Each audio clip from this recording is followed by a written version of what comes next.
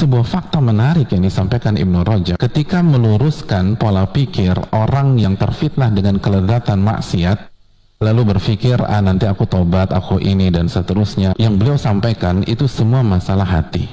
Nah, orang kan berpikir kalau gue maksiat nanti rizki nggak lancar. Itu rizki urusan belakangan, hati dulu yang diserang.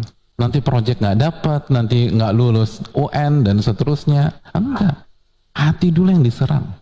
Dan itu separah-parahnya musibah. Sebagaimana dijelaskan Malik bin Dinar, nggak ada hukuman yang paling parah, yang paling tragis dibanding hati Anda dikeraskan oleh Allah Subhanahu wa Ta'ala. Karena begitu hati kita bermasalah, semuanya bermasalah. Kata Nabi apa?